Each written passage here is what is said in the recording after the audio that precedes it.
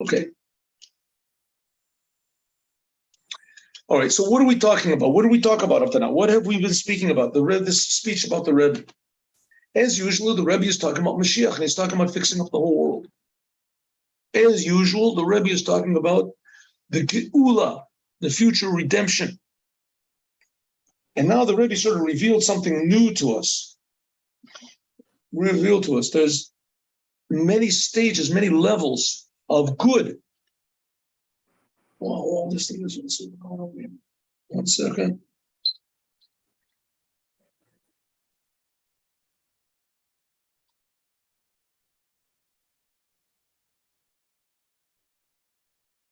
There we go. There are many levels of this redemption. And the Rebbe points it out with numbers, number 1, number 2, number 3, number 4, number 5. It says the Rebbe that, okay, first of all, let's remember, we are now finishing the 4th book of the Torah. We're also finishing the 4th month of the Jewish year. Number 4. And we're going into the 5th book of the Torah, and we're going into the 5th month of the Jewish year. Now, everything that happens in the world, and how much more so, everything that happens in the Torah and in Judaism, is a message to us how to bring Mashiach, how to make the world a proper vessel for this amazing miracle that God is going to do and wake up all the Jews to return to Torah, to return to the commandments. He'll build the 3rd temple. But all this depends on our doing a little something in this world. I think I told you the story, and I probably told you the story 20 times, but I'll tell it again. There's a story about Rabbi Hanina ben Dosa. Rabbi Hanina ben Dosa was tremendously poor. And Rabbi Hanina ben Dosa, he saw people going up to the Jerusalem and bringing, animals and things like that. And he had nothing. So he went into the middle of the desert or some desolate place, and he found this nice stone, a big sort of a boulder. And he worked on it. Maybe it took him a few days, whatever. Anyway, he polished the thing up, and it really looked nice. It really looked, very beautiful. So now his problem is to bring it to Jerusalem.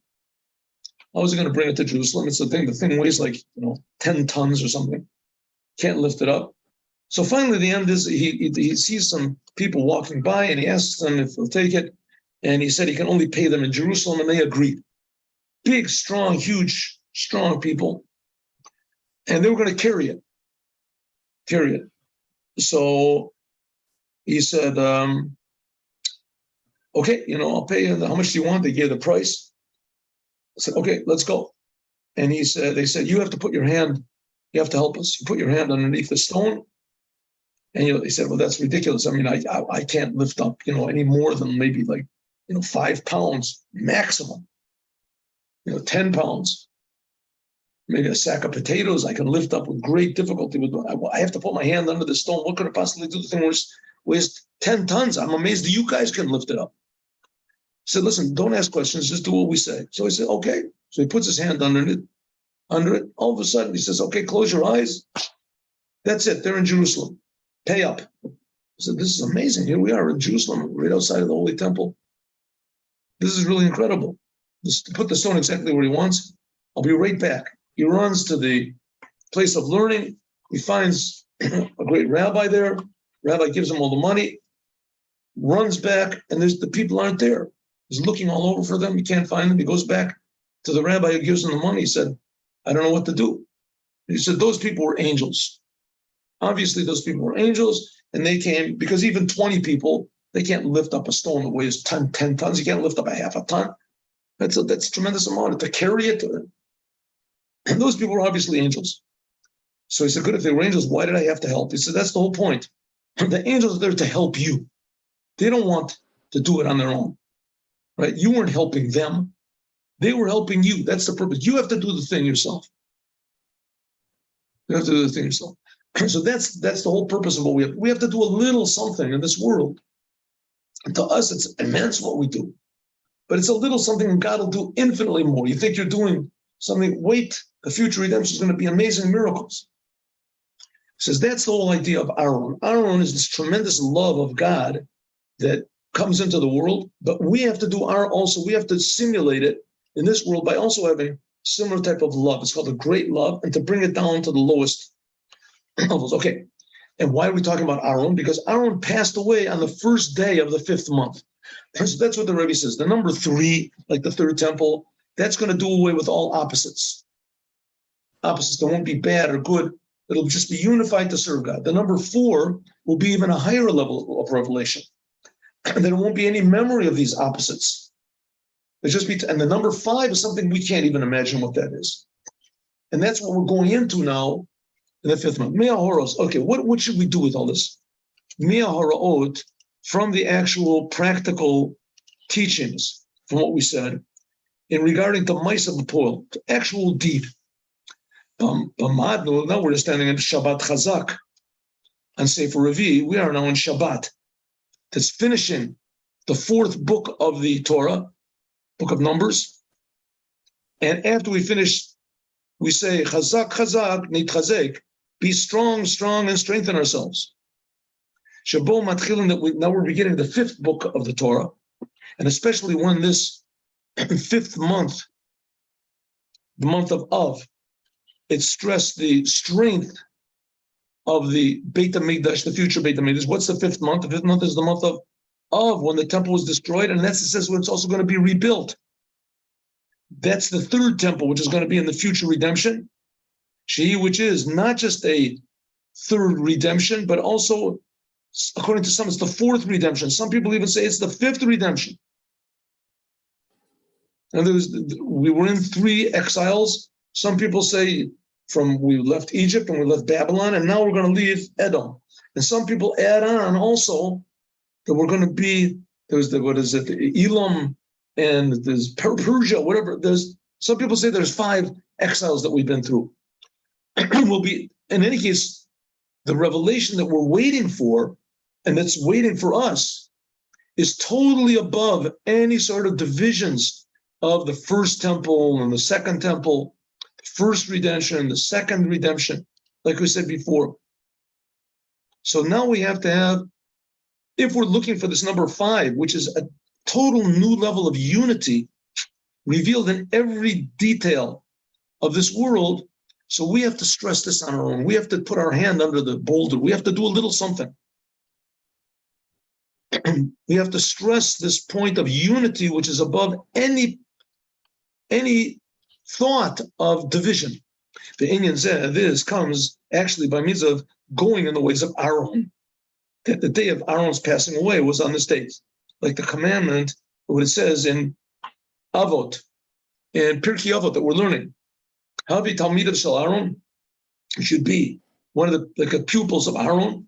Oev Shalom, love peace, run after peace, love even the creations and make them come close to the Torah.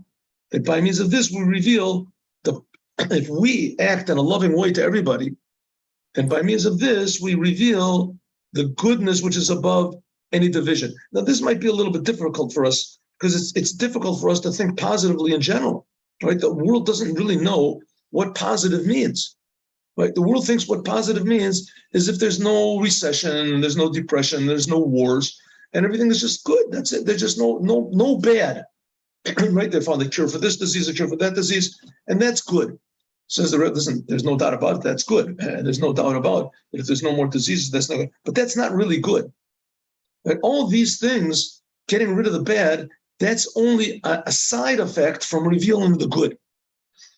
It's like, blindness is done away with. When you turn on the lights, all of a sudden you can see. Right? Blindness is a bad thing. But when you turn on the lights, it automatically goes away. And so that's what the Rebbe is saying. By means of revealing this unity, by looking at start off with Jews, but everybody, and see something good in them. God is creating them. At the beginning, it's not easy for us to understand, to think about good. But little by little, you start to realize that there's good that we can't, fathom. Right? This person, let's say he gets along with his children, he gets along with his next door neighbor, something that nobody else does, except for that he's terrible. Al Pi Diuk Lashon Mishnah says you should be one of the pupils of Aaron. Have you should be means it's a commandment. She'ein ze rak sipur. It's not just a nice story that you should try to be like this wonderful person Try to be strong like Samson.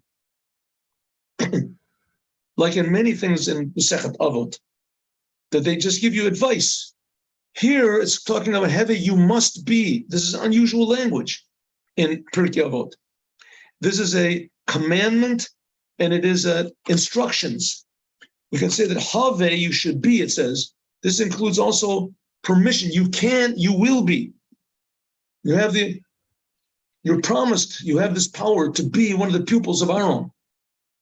Namely, you have to be a pupil of Aaron. What does it mean, of Aaron? It says pupils of Aaron. It doesn't say be a pupil of Aaron. Pupils, that you should try, Aaron, should be not only for yourself, but also to convince others to be like you. By means of this, it adds on even more from this, what says, Kina Sofrim Tarba Chachma. There's one type of jealousy. God created jealousy in the world because jealousy is a good thing, potentially.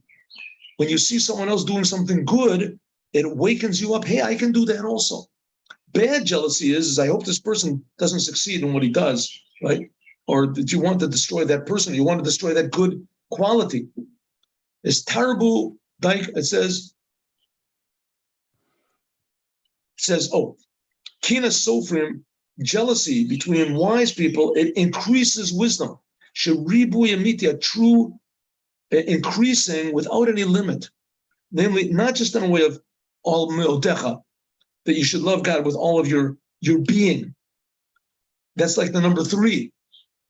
Even in number 4, number 5, that even though regarding your friend, this is limited. Al shazeu often believable gam lagabi chavero. She'en talmidav shehari shar talmidav shel Aaron. In other words, not just that you went out of your limitations, that you go out of all limitations. You see somebody that's doing better than you. Oh, I want to do that also. I want to also that level of integrity. Till you can learn from everybody. You can learn from the animals. You can learn how to be a better person, how to be a calmer person, how to be more attached to God in everything that you do. We can also add on and stress the fact that that's the connection to loving every Jew with a future redemption. Not only because bitl galus, bitl sivas galus, not just that the way that we stop exile is by means of is by means of stopping the cause of the exile. What's the cause of the exile? Hatred. This is because of hatred was destroyed the second temple, and it seems that because of that was also destroyed the first temple. It says they didn't learn Torah, there was no peace between them. By means of destroying, of ridding ourselves from this hatred of not being able to stand anyone that's different from me, is that's one way to bring the future redemption. But there's something more than that. It says, now we are all after all of the service of the Jewish people, all the time of the exile, how people of the Jews have suffered, especially the last 2,000 years, that we've been pushed away from one place to another.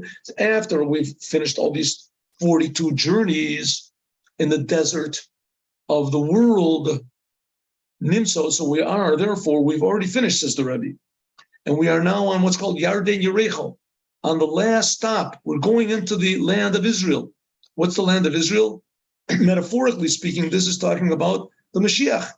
Yerecho, this is talking about Moshiach, the Morech Vadayim, that his power of smell, he will judge according to the power of his smell.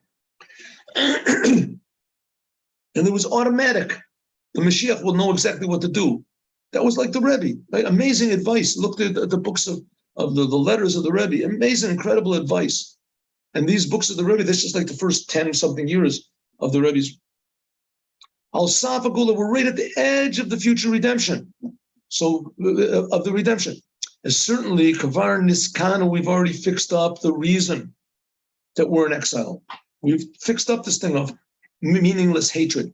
Look, and therefore, now our stress has to be of loving every Jew is not just love every Jew to get rid of the bad.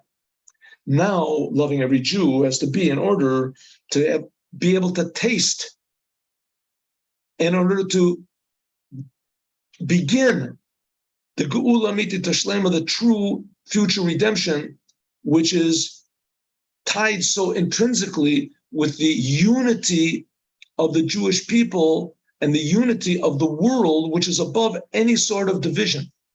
Like we say, number 3, it unites two opposites. The number 4 makes it you forget that there was even two opposites. It's a tremendous unity that's above any division, and the number 5 is even higher than that. This stresses at this is stressed by the unity of the Jewish people because of this level of Yechidah. This is the Yechidah is the 5th level of the soul, right? There's Nefesh, Ruach, Neshama, and Yechidah. When we can reveal this 5th level of the soul, it's a whole new level of love and peace. Shebakol Yisrael, and this is present in every single Jew equally. She needs this is the spark of the soul of the Moshiach, which is found inside of every Jew. That's the level of Yechidah. Yechidah Klalit. So that's this inner level of the soul of every Jew. This is the level of the Mashiach inside of every Jew, and that the actual Mashiach will wake up. That'll wake up. I hope he's according to this. And this, of course, is expressed through learning the Torah. According to this, we can add on, it says, Mikorban, or Makarban the Torah, I'm sorry. It says that Aaron said, it says, you should be one of the pupils of Aaron. It says you should love peace, pursue peace, love even the lowest people, and bring them close to Torah. The essence is the Torah. Shekavana hi lakriv lilmod Torah, to learn Torah of the future redemption. Torah Chadasha, the new Torah that's going to come out from God. What type of new Torah is going to come out from God? The Torah is never going to change. The new Torah means we'll feel the godliness in every word and every letter of the Torah. We'll feel the truth of the commandments. We can attach this with what the Mishnah says in Pirkei Avot. That's what we're learning now in these days. Rabbi Shimon said, Havi zehir b'kriyas shema b'tefillah. Rabbi Shimon said, you should be careful with Kriya Shema, saying Kriya Shema, and in prayer. This is the 2nd chapter of Pirkei Avot. Remember, we learned this last week. Rabbi Shimon said, now interesting, it doesn't say which Rabbi Shimon it is. We figured, because last week's, in the 2nd chapter of Pirkei Avot, it talks about the pupils of Rabbi Yochanan ben Zakkai, that he had 5 pupils. And one of them was Rabbi Shimon ben Nesanel. Rabbi Shimon. This Rabbi Shimon is like a Rabbi Shimon ben Netanel. There was counted before that about the 5 pupils of Rabbi Yochanan ben Zakkai. It also comes what they said. They said 3 things, etc. But here he's not called Rabbi Shimon ben Netanel. It's called Rabbi Shimon. This also hints at another Rabbi Shimon. Anytime it says in the Torah or in the Mishnah that Rabbi Shimon said something, it's always referring to Rabbi Shimon Bar Yochai. This is connected to Rabbi Shimon Bar Yochai. Now, who is Rabbi Shimon Bar Yochai? Stam, Rabbi Shimon, whenever it says in the Talmud, Rabbi Shimon, it always refers to Rabbi Shimon Bar Yochai. What's Rabbi Shimon Bar Yochai? Rabbi Shimon Bar Yochai, he was the author of the Zohar. He's buried in Miron. He's a tremendously holy person, and his holiness was brought into the world. He taught these secrets of the Torah, genuine secrets of the Torah, to inspire Jews to do the commandments and to be more connected to the God of Israel, the Torah. And the learning Torah by Rabbi Shimon, this is all he did his whole life. That was his expertise, not his expertise, his whole being was learning Torah. Rabbi Shimon Bar Yochai, he was a master of the revealed Torah and also a master of the Zohar, the secrets of the Torah. Like we find that Rabbi Shimon ben Netanel, he also did the same thing. He opened up in Maisa Merkava. Maisa Merkava. Maisa Merkava means the secrets of the Torah. So Rabbi Shimon, this is talking about Rabbi Shimon ben Netanel, but also Rabbi Shimon bar Yochai, that the reason that Rabbi Shimon stressed that you have to be careful in Shema and prayer, even though that he should have stressed being careful in learning Torah, doing the commandments. And especially Rabbi Shimon, we talk about Rabbi Shimon bar Yochai, he should have said, his whole thing was learning Torah. He should say you should be careful in learning Torah. That was his main thing of Rabbi Shimon. What's he talking about? Shema and prayer. In fact, it even says by Rabbi Shimon that he rarely even had to pray. His Torah was like prayer. Because this conduct of Rabbi Shimon, that his Torah was his only occupation, that he never stopped. He said he never even stopped. Here we have it. He didn't even stop for saying Shema or for prayer. It says by Rabbi Shimon bar Yochai, that's what he did. He didn't really have to pray, but this is very special. That's only for special people. Even those people who sit and learn Torah all the time, no one was like Rabbi Shimon, that they didn't pray. Therefore, Rabbi Shimon should have said that they have to be careful in Shema, saying Shema and prayer. Why? Because Rabbi Shimon said, listen, if you're an unusual person like me, that you're totally united with God, so you can sit and learn Torah all the time. And still, nevertheless, you won't lose your appreciation of God. But a lot of people, if they sit and they learn Torah, they just become some intellectual and they become so egotistical. They think they're better than everybody else. And then it takes them away from God. The Torah sometimes can take a person away from God. It makes him into a big egotist. He knows how to learn better than everybody else. Here we see the example of what was that? Yeravim ben Navat, we just talked about before, right? That he knew all the Torah and he led all the Jewish people into idolatry, right? Built golden calves. So you have to have prayer also to connect yourself always to the Creator, to have a feeling of the Creator. Well, Rabbi Shimon could do this just by learning, but his pupils couldn't, so he had to warn them that you have to be careful in learning Torah. And we explain that's what he means. You have to be careful. Zahir means to be careful. The word Zahir means to be careful, but it also means to shine. That was Rabbi Shimon's book, Rabbi Shimon bar Yochai. The Zohar. Zahir, Melashon Zohar v'or. You have to be careful when you pray, but you have to shine Zahir in saying Kriya Shema. That even though the main thing of the Zohar, the shining and the light that's made by learning Torah or, and especially when a person learns Torah like Rabbi Shimon did, that all of his being was just in the godliness of the Torah. Nevertheless, Rabbi Shimon, he worried about the benefit of those people that had not reached his level, that they really realized the godliness of the Torah. It says by Rabbi Shimon bar Yochai, there was no exile. By him personally, he felt the godliness which is in every word of the Torah. He felt the godliness which is in every commandment. He felt it. But other people don't feel it. So therefore he worried about the others. That he worried about the others, that also by other people it should also be shining and light, the light of God, but by them it can't be means of learning Torah. It has to be by means of prayer, Kriya Shema, saying Shema Yisrael and prayer. Until finally then they can eventually reach this level that Rabbi Shimon was at. Like we said before, you should be one of the pupils of Aaron. Have, you must be loving everyone, etc.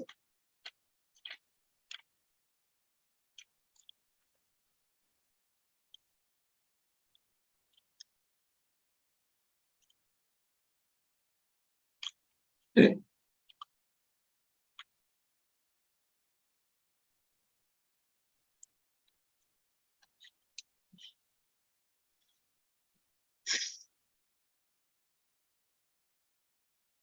And we can also add on that this, what it says in the Mishnah by Rabbi Shimon, and it implies Rabbi Shimon ben Hasanel, but also implies Rabbi Shimon bar Yochai, that you have to be careful, you have to shine when you say Shema Yisrael in prayer. Now, understand the meaning of the words when you pray, and the godliness which is in this. That this was said by Rabbi Shimon bar Yochai, that his Torah learning was his only occupation, because Rebbe Shimon, he brought Zohar, light and shining, into Kriya Shema prayer. Now when you say Shema Yisrael, it means totally different things, totally different awareness of God that you have when you say these words, because thanks to Rabbi Shimon Bar Yochai, then this is drawn down a unity which is above any division. Because all the division in the world just becomes an expression of God's unity. And by means of this, it joins all opposites, even the opposites of avoda, prayer, which is going from below to above, and Torah, which is coming from above to below. Hamshacha, from drawing down God from above to below. And Kriya Shema and Tefillah, which is raising from below to above. And that's the idea of feeling the godliness in prayer. When you feel the godliness, you feel the same God that I am praying to is the same God that creates me. And it's the same God that gave us the Torah, and the same God that gave us the commandments. When a person feels this, that's a tremendous unity that he feels in everything that he does. As we're going to conclude, God willing, tomorrow, and we'll start a new Sikh of the Rebbe. Let's do another Yom Yom.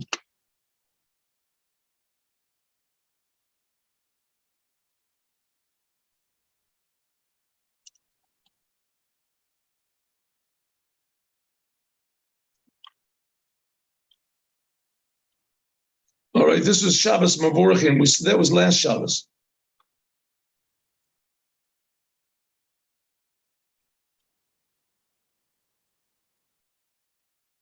In the Haftorah, this is the Haftorah of last week.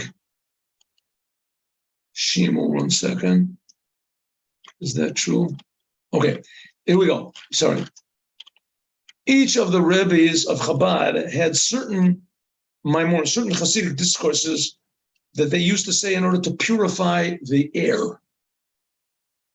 Every 2 or 3 years, they would review and recite them. One of them was the Maimon, the first Rebbe of Chabad was Hechaltzu. It was in last week's Torah portion. Remember we learned? Hechaltzu. Yeah. One of the Midler Rebbe's, the second Rebbe of Chabad, was Yafesha Achat. Remember we learned last week that Hechaltzu means to get rid of meaningless hatred. Midyan. Remember? Okay, one of the Midler Rebbe's, the second Rebbe of Chabad, he had a maimon which is called Sha'achat. Okay, one of the Samach says, the third Rebbe was Ma Tovu, which is also printed in the Chuti Torah. That was in Parshas Balak. One of my grandfather, Rebbe Marash, was Mi Kamocha. And my father's was Yadata Hayom in Moscow. This is the sings, his father's, this is the previous Rebbe saying this, so this is the Rebbe Rishab. And so each one had their own mimers that they would say. They knew all these things by heart. They knew the whole Torah by heart. They would say these mimers exactly. And they would repeat it in order to purify the world, purify the air. All right, 3 o'clock, God willing, we're meeting again and learning Chumash. Today, I hope we'll learn about the Holy Temple. Have a good day with Moshiach now.